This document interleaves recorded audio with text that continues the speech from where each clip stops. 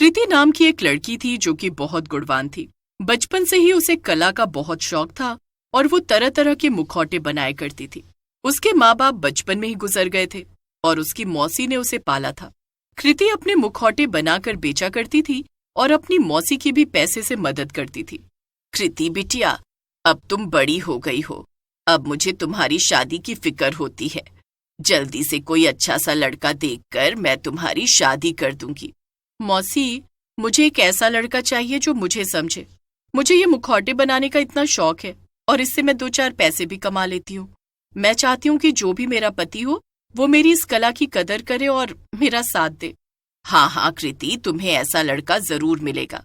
मैं अपने जानने वाले सभी लोगों से बात करूंगी और जल्द से जल्द तुम्हारे लिए एक अच्छा लड़का ढूंढ कर लाऊंगी। ऐसे ही कुछ दिन बीत जाते हैं और एक दिन कृति अपने मुखौटे बनाकर बाजार में बेचने गई थी। जिस दुकान पर कृति अपने मुखौटे बेचती थी वहां आज एक नया लड़का बैठा हुआ था। उस लड़के का नाम मोहन था। जी नमस्ते, मैं कृति हूँ। मैं यहाँ पर अक्सर मुखौटे बेचने आती हूँ, लेकिन आज सेठ जी दिखाई नहीं दे रहे। हाँ, वो मेरे चाचा जी हैं। आज उन्हें कुछ काम था, इसलिए उन्होंने मुझे यहाँ भेज दिया। अच्छा ठीक है, फिर मैं चलती हूँ। जब वो आ जाएंगे तब मैं फिर से आ जाऊंगी। इतना कहकर कृति वापस घर चली गई, लेकिन मोहन को कृति पहली नजर में ही पसंद आ गई थी। मोहन ने अपने चाचा जी से सारी बात बताई तो उन्होंने कृति की मौसी को बुलवाया और मोहन का रिश्ता कर दिया। अरे सेठ जी, ये तो आपने बहुत बड़ी बात कह दी। अरे आपके भतीजे से शादी करके तो मेरी बिटिया के भाग्य ही खुल जाएंगे। मौसी ने वापस घर जाकर कृति को सब कुछ बताया। पर मौसी, मैं तो उस लड़के को बिल्कुल भी नहीं जानती हूँ।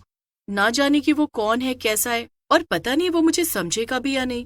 अरे तू बिल्कुल भी फिक्र ना कर, ऊपर वाले पर भरोसा रख। इतने बड़े खानदान का रिश्ता आया है तेरे लिए, सब कुछ अच्छा ही होगा। कुछ ही दिनों में मौसी ने कृति की शादी मोहन से करवा दी और कृति अपने ससुराल चली गई। ससुराल में कृति मोहन के साथ अकेली रहती थी, क्योंकि मोहन के परिवार में कोई भी नहीं था, सिर्फ उसके चाचा जी ही थे। कई दिन बीत गए और सब कुछ अच्छा चलता रहा, लेकिन एक दिन कृति काम करते करते खुद से बातें करने लगी। शादी को कितने दिन हो गए हैं? मैंने शादी की वजह से अपने मुखौटे बनाने के काम से ब्रेक लिया था, लेकिन मुझे लगता है कि अब फिर से मुझे काम शुरू कर देना चाहिए। मुखौटे बनाए बिना मुझे जिंदगी काफी अधूरी सी लग रही है। इतने सालों से उन्हें बनाते बनाते वो मेरी जिंदगी का हिस्सा हो गए। ठीक है, मैं आज ही मोहन से इस बारे में बात करूंगी। शाम को मोहन ऑफिस से घर आता है और कृति उसे खाना परोस रही थी। मैं आपसे कुछ बात करना चाहती थी। मैं ये सोच रही थी कि अब मैं अपना मुखौटे बनाने का काम फिर से शुरू कर दूं। क्या? मगर क्यों? अब तो मैं कमाता हूँ ना, तो तुम्हें ये मुखौटे बनाने की क्या जरूरत है? मैं पैसे कमाने के लिए ये काम नहीं करती थी, बल्कि ये मेरे बचपन का शौक है। मुझे मुखौटे बनाना बहुत पसंद है और मैं ये काम करूंगी। कृति की बात सुनकर मोहन को गुस्सा आ जाता है और वो खाने की प्लेट फेंक देता है। क्या कहा? शौक? शादी से पहले तुम्हें जितने शौक पूरे करने थे तुमने कर लिए। अब चुपचाप वैसा ही करो जैसा मैं कहता हूँ, वरना तुम्हारी खैर नहीं। इतना कहकर मोहन गुस्से में वहां से चला जाता है और कृति रोने लगती है। कोई भी मेरी कला को नहीं समझता है, लेकिन मैं इस सब से रुकने वाली नहीं हूँ। मैं मुखौटे बनाऊंगी, चाहे कोई मेरा साथ दे या ना दे। अगले दिन कृति मोहन के ऑफिस जाने के बाद अपना सारा पुराना सामान निकालती है और मुखौटे बनाने लगती है। शाम को जब मोहन वापस आता है तो मुखौटे देखकर गुस्से से आग बबूला हो जाता है। दूसरी तरफ कृति एक सांचे में 3 मुंह वाला मुखौटा बना रही थी। ये सब क्या तमाशा है कृति? मेरे मना करने के बाद भी तुम रुकी नहीं और तुमने मेरे घर में ये घटिया मुखौटे बनाए। ये सब तुम क्या बोल रहे हो मोहन? तुम्हें पता भी है कि ये मेरे दिल के कितने करीब है। तुम ऐसे कैसे बोल सकते हो? मुझे लगा था कि अब तक तुम्हारा गुस्सा ठंडा हो गया होगा और तुम मुझे समझोगे। मुझे कुछ भी नहीं समझना है। जल्दी से ये सारा कूड़ा मेरे घर से निकाल कर बाहर फेंको। तुम्हारी हिम्मत कैसे हुई मेरे मुखौटों को कूड़ा कहने की? नहीं, मैं इसे बाहर नहीं फेंकूंगी। अच्छा, तो फिर मैं तुझे ही बाहर फेंक देता हूँ। क्या कहा तुमने? तुम मुझे बाहर फेंकोगे? तुम्हारी इतनी हिम्मत? बचपन से लेकर आज तक मुझसे किसी ने भी इस तरीके से। मोहन अपना ये अपमान सहन नहीं कर पाता है और गुस्से से आग बबूला होने लगता है।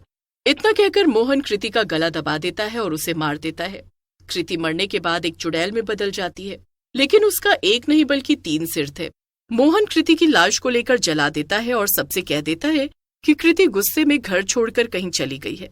एक दिन जब मोहन घर में बैठकर खाना खा रहा था, तभी उसे दूसरे कमरे से घुंघरुओं की आवाज आने लगती है। वो जाकर उस कमरे में देखता है तो हैरान रह जाता है। ये सब क्या हो रहा है? ये सब तो मुखौटे हैं जो कृति ने बनाए थे, पर ये सब हवा में कैसे उड़ रहे हैं? क्यों मोहन, ये देख, मैं वापस आ गई अपने मुखौटों के साथ। अब कैसे भगाएगा तू मुझे अपनी जिंदगी से? अब देखती हूँ कैसे तू मुझे और मेरे मुखौटों को घर से बाहर निकालेगा।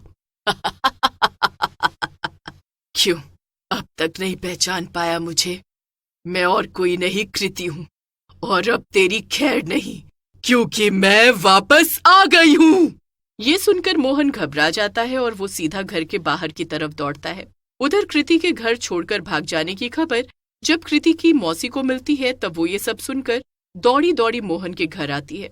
मोहन को ऐसे घर से भागता हुआ देखकर मौसी उसे वहीं दरवाजे के पास रोक लेती है। अरे बेटा मोहन, क्या हुआ? तुम इतने घबराए हुए क्यों हो? कुछ भी तो नहीं मौसी। आप यहाँ कैसे? बेटा, मैंने कृति के बारे में सुना। कहाँ चली गई मेरी बेटी? उसने आज तक कभी घर में तो ऐसा नहीं किया, फिर अब क्यों? अरे मुझे नहीं पता मौसी। उसने अपने उन मुखौटों के लिए मेरी बेइज्जती की और घर से कहीं भाग गई। अरे मुझे तो लगता है कि जरूर कृति का कहीं और चक्कर चल रहा होगा, इसीलिए वो इस तरह बेखौफ होकर घर से चली गई। नहीं, रुको, ये तुम क्या कह रहे हो मोहन? तुम्हें शर्म नहीं आती अपनी पत्नी के बारे में ऐसा कहते हुए? मेरी बेटी ने कुछ नहीं किया। अरे अब तो मुझे तुम पर शक हो रहा है। तभी घर के दूसरे कमरे से फिर से जोर जोर से पायल की आवाज आने लगती है। कृति की मौसी उसे ढूंढते हुए और पायल की आवाज सुनते सुनते उस कमरे तक पहुंच जाती है, पर कमरे में कोई भी नहीं था। मौसी के पीछे मोहन भी वहां देखने आ जाता है। ये वही कमरा था जहां पर मोहन ने कृति को मारा था। तभी अचानक से वहां 3 सर वाली चुड़ैल वापस आ जाती है। उसको देखकर मोहन और मौसी दोनों ही डर कर बाहर की तरफ भागने लगते हैं, पर घर के सभी दरवाजे और खिड़कियां अपने आप बंद हो जाते हैं, जिससे मौसी और मोहन घर में ही कैद हो जाते हैं। इस घर में तो चुड़ैल है। लगता है कि इस चुड़ैल ने ही मेरी कृति के साथ कुछ गलत किया है। भागो भागो भागो यहाँ से। पर ये दरवाजे कैसे बंद हो गए? अरे अब हम बाहर कैसे जाएंगे? बचाओ बचाओ, कृति की आत्मा फिर से आ गई। 3 सर वाली आत्मा, बचाओ बचाओ। पर मोहन की बात सुनकर मौसी वहीं रुक जाती है। क्या कहा तुमने? कृति की आत्मा मतलब वो चुड़ैल कृति थी? कृति मर चुकी है, लेकिन उसे किसने मारा? तभी वहां पीछे से वही 3 सर वाली चुड़ैल आ जाती है और मोहन का गला पकड़कर उसे हवा में उड़ा देती है। बचाओ बचाओ बचाओ, चुड़ैल ने मुझे पकड़ लिया। बचाओ, मुझे सांस नहीं आ रही। अरे कौन हो तुम? छोड़ दो इसे, मैं तुम्हारे हाथ जोड़ती हूँ। मौसी, आप मुझे इसे छोड़ने को कह रही हैं जिसने आपकी कृति की जान ले ली? क्या तुम मुझे मौसी क्यों कह रही हो? और तुम हो कौन? मैं और कोई नहीं, कृति ही हूँ। और इस आदमी ने मुझे मार डाला सिर्फ इसलिए कि मैं मुखौटे बनाना चाहती थी, वो करना चाहती थी जो मुझे पसंद था। इतना कहकर चुड़ैल मोहन को जोर से जमीन पर धक्का दे देती है। बचाओ, कोई मुझे इस चुड़ैल से बचाओ। नहीं, अब तुझे कोई नहीं बचाने वाला। मैं तुझे नहीं रोकूंगी कृति। मार डाल इस मोहन को और ले अपना बदला। इसने तेरी जिंदगी बर्बाद कर दी, तुझे मार दिया और मुझसे अलग कर दिया। मार डाल इसे कृति, मार डाल। ये सुनकर चुड़ैल बिना देरी किए ही मोहन को फिर से गला पकड़कर उठाती है और उसे मार देती है। मोहन को मारते ही कृति की आत्मा को भी शांति मिलने लगती है। चुड़ैल गायब हो जाती है और मौसी वापस अपने घर चली जाती है।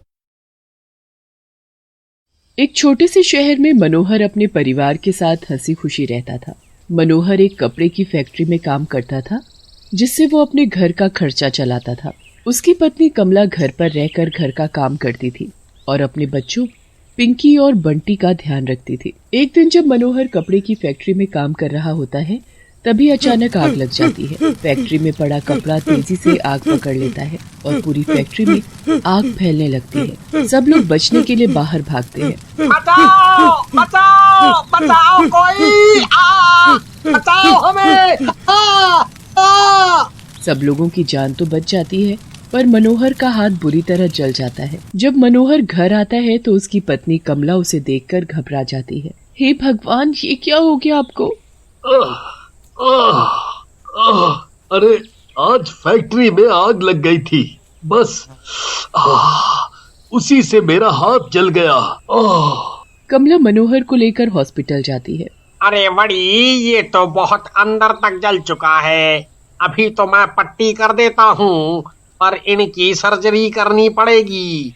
आप जल्दी से जल्दी 50,000 रुपया का इंतजाम कर लो। जी डॉक्टर साहब। मनोज का हाथ इतनी बुरी तरह जल जाता है कि वो कोई काम नहीं कर पाता और बस हर वक्त बिस्तर पर लेटा रहता है। कुछ दिन तो सब ठीक चलता है, पर उसके बाद घर के हालात बिगड़ने लगते हैं और ऊपर से सर्जरी के लिए पैसे भी चाहिए होते हैं। घर का राशन खत्म होने वाला है, उसके बाद हम क्या करेंगे? ऊपर से 50,000 रुपए भी चाहिए। घर के खर्च के लिए जो पैसे हमने जोड़ कर रखे थे उनको निकाल लो, बाकी सर्जरी करवाना तो मुश्किल ही लग रहा है। सारे जमा किए हुए पैसे तो बच्चों की स्कूल की फीस और घर में ही खर्च हो गए। अब तो बस इतने ही पैसे बचे कि 2-4 दिन का खर्चा चल पाएगा। हे भगवान, अब क्या होगा? मैं तुम लोगों का खर्चा कैसे उठाऊंगा? अजी आप परेशान ना हो, मैं आज बाहर जाकर कुछ काम ढूंढती हूँ। जब तक आप काम करने लायक नहीं हो जाते तब तक मैं ही कुछ कर लेती हूँ। पर आप इतना मत सोचिए, अभी हमारा बुरा वक्त है, हमें साथ मिलकर इससे निकालना होगा। हाँ कमला, सही कहा तुमने। कमला इधर उधर काम ढूंढने लगती है, पर उसे कहीं भी कोई काम नहीं मिलता। कमला बड़ी निराश हो जाती है और थक कर दुकान के सामने बैठ जाती है। कमला की नजर तभी वो सामने एक आदमी पर पड़ती है जो एक चाय वाले पर चिल्ला रहा होता है। रै चढ़ निकले यहाँ से और दोबारा कभी इस बाजार में गलती से भी दिख मत जाइयो, समझी? मुझे माफ कर दो, मैं आगे से ऐसा नहीं करूँगा। रै, ये तो तेरा पिछली बार भी बोला और उससे पिछली बार भी। अब तेरा एक झूठ ना चढ़ेगा, समझा? चला जा यहाँ से। चाय वाला वहाँ से चला जाता है। अरे भाई साहब, क्या बात हो गई? आप उस चाय वाले पर क्यों गुस्सा कर रहे थे? अरे के बताऊं बहन जी, ये चाय वाला एक नंबर का चोर है। हर बार ये हिसाब में गड़बड़ करके लोगों से ज्यादा पैसे ले लेता है। अरे कितनी बार पकड़ा गया है, पर हम हमेशा माफ कर देते हैं क्योंकि यहाँ कोई भी ऐसा चाय वाला नहीं है। पर इस बार तो मैंने इसे भगा ही दिया। हाँ। कमला के मन में ख्याल आता है कि क्यों ना वो चाय का ही काम शुरू कर दे। भाई साहब, अगर मैं यहाँ चाय लाकर दूं तो? अरे ये तो बहुत अच्छी बात है। ऐसा है तो आप कल से ही रोज 30-40 लोगों की चाय ले आया करना है। आपका बहुत बहुत धन्यवाद भाई साहब, मुझे तो पैसों की बहुत जरूरत थी, अब मेरी काफी मदद हो जाएगी। कमला घर जाकर मनोहर को सारी बात बताती है। अगले दिन कमला चाय बनाने का सारा सामान लेकर निकल पड़ती है। उसके बाद वो बाजार से थोड़ा दूर एक पीपल के पेड़ के नीचे अपनी एक छोटी सी चाय की दुकान खोल लेती है। आज तो मैं इतनी बढ़िया चाय बनाऊंगी कि हर कोई रोज मेरे हाथों की चाय पीना चाहेगा। कमला गुनगुनाते हुए चाय बनाने लगती है, पर वो इस बात से बिल्कुल अनजान होती है कि जिस पीपल के पेड़ के नीचे वो चाय बना रही है, उस पेड़ पर एक चुड़ैल रहती है। चुड़ैल बड़े मजे से पेड़ पर सो रही होती है, पर जैसे ही चाय की खुशबू उसकी नाक तक पहुंचती है, वो झट से उठ जाती है। ये खुशबू कहाँ से आ रही है? और आखिर ये है किस चीज की? किसी आदमी के खून या मांस की तो बिल्कुल नहीं लग रही, मुझे जाकर देखना पड़ेगा। चुड़ैल नीचे देखती है तो उसे कमला चाय बनाती हुई दिखती है। अच्छा, तो ये बात है, आखिर ये खुशबू यहाँ से आ रही है। तभी कमला के पास चीनी कम पड़ जाती है और वो चीनी लेने जाती है। चुड़ैल पेड़ से नीचे उतर आती है और वहाँ रखी हुई चाय को पीने लगती है। अरे वाह, ये तो बहुत ही स्वाद है, मजा आ गया इसे। चुड़ैल चाय पीकर ऊपर पेड़ पर जाकर बैठ जाती है। जब कमला वापस आती है तो देखती है कि वहाँ से सारी चाय गायब है। अरे, इस बर्तन में तो चाय पड़ी थी, आखिर चाय गई कहाँ? कमला इतना बोलती ही है तभी चुड़ैल पेड़ से कूदकर कमला के सामने आ खड़ी होती है। चुड़ैल, ये चुड़ैल कहाँ से आ गई? मैं तो इसी पीपल के पेड़ पर रहती हूँ और मैंने पी है ये चाय। बड़ी ही स्वाद थी, इंसान के खून से भी ज्यादा। आपको मुझसे क्या चाहिए? चाय, मुझे चाय चाहिए, चाय। मैं अभी बना कर देती हूँ, पर मुझे कुछ मत करना। ठीक है, जल्दी से चाय बनाओ। कमला चुड़ैल के लिए चाय बनाती है और एक कप में चाय डालकर चुड़ैल को दे देती है। वाह, क्या खुशबू है। चुड़ैल को कमला के हाथ की चाय बहुत पसंद आती है। वो चुस्कियां ले लेकर चाय का स्वाद लेती है और चाय की खूब तारीफ करती है। बहुत अच्छी चाय है, अब तुम्हें मुझको रोज ऐसी चाय बनाकर पिलानी होगी। हाँ, क्यों नहीं, मैं रोज तुमको चाय बनाकर पिलाऊंगी, बस तुम मुझे कुछ मत करना। कमला की चाय सबको पसंद आती है और अक्सर उसकी दुकान के आगे भीड़ लगी रहती है। वो रोज बाजार में भी 30-40 कप चाय बेचकर आती है। हर कोई कमला की चाय पीकर खुश होता है। जब वहाँ कोई नहीं होता तब चुड़ैल भी रोज कमला के हाथ की चाय पीने आती है। कमला के अंदर से भी धीरे धीरे चुड़ैल का सारा डर निकल जाता है। कभी कभी तो चुड़ैल और कमला दोनों साथ बैठकर चाय के मजे लेते हैं। एक दिन कमला बहुत उदास बैठी होती है और बिना गुनगुनाए चाय बना रही होती है। चुड़ैल जब उसके पास चाय पीने आती है तब भी कमला बड़ी उदास दिख रही होती है। क्या बात है कमला, आज तुम बड़ी चुप चुप हो? मेरे पति एक कपड़े की फैक्ट्री में काम करते थे, पर एक दिन वहाँ आग लगने की वजह से उनका एक हाथ बुरी तरह जल गया। कल मैं उनको डॉक्टर के पास ले गई थी तो डॉक्टर ने बोला कि जख्म बहुत गहरा है और अब उनके हाथ की सर्जरी करवानी है। अच्छा, तो मतलब तुम्हें पैसे की दिक्कत है? भगवान की दया से मेरा चाय का काम बहुत अच्छा चल रहा है। मैंने काफी पैसे इकट्ठे कर लिए हैं, पर अभी भी कुछ पैसे कम पड़ रहे हैं और कल से मैं चाय की दुकान भी नहीं खोल पाऊंगी क्योंकि मुझे उनके पास रुकना पड़ेगा। समझ नहीं आ रहा कि मैं क्या करूं। ये तो परेशानी की बात है। अगर तुम दुकान नहीं खोलोगी तो पैसे कहाँ से आएंगे? वही तो चिंता हो रही है मुझे। वैसे मैं एक काम कर सकती हूँ जिससे तुम कल से अपने पति के पास हॉस्पिटल में भी रुक सकती हो और तुम्हारी चाय की दुकान भी बंद नहीं होगी। वो कैसे? तुम हॉस्पिटल में रहना और तुम्हारी जगह दुकान मैं खोल लूंगी। क्या? पर ये कैसे हो सकता है? तुम्हें देखकर कोई यहाँ आएगा भी नहीं। अगर कोई मुझे देख नहीं पाए तो? पर ऐसा कैसे हो सकता है? मैं घूंघट करके बैठ जाऊंगी और किसी को पता नहीं चलेगा कि घूंघट में तुम हो या मैं। अगर कोई कुछ पूछेगा तो कोई अच्छा सा बहाना मार दूंगी। तुम मेरी इतनी मदद कर रही हो, मैं तुम्हारा ये एहसान कभी नहीं भूलूंगी। मैं ये एहसान ऐसे ही नहीं कर रही हूँ। जब तुम वापस दुकान पर बैठने लगोगी तो मैं फिर से रोज तुम्हारे हाथ की चाय पीने आऊंगी। हाँ, क्यों नहीं। कमला अपने पति को हॉस्पिटल में एडमिट कर देती है और उसके पति के सर्जरी शुरू हो जाती है। अगले दिन चुड़ैल चाय की दुकान पर चाय बनाने लगती है। कोई उसे देख न ले इसलिए वो घूंघट कर लेती है। अरे कमला दीदी, आज आपने ये घूंघट क्यों कर रखा है? वो तेज धूप से मेरा चेहरा लाल पड़ जाता है, इसीलिए मैंने इसी घूंघट से ढक रखा है। अच्छा, तो ऐसी बात है। चुड़ैल पूरा दिन चाय बनाकर बेचती है और शाम को अच्छे पैसे इकट्ठे कर लेती है। अब रोज चुड़ैल ऐसा ही करती। वो रोज दुकान पर घूंघट करके बैठ जाती और लोगों को चाय बनाकर बेचती। धीरे धीरे सब लोगों को यकीन हो जाता है कि कमला को धूप से दिक्कत है, इसलिए वो घूंघट करके बैठती है। पर कभी किसी को ये सच नहीं पता चल पाता कि उस घूंघट के अंदर कमला नहीं बल्कि एक चुड़ैल है। एक हफ्ता ऐसे गुजर जाता है और उसके बाद कमला दुकान पर आती है।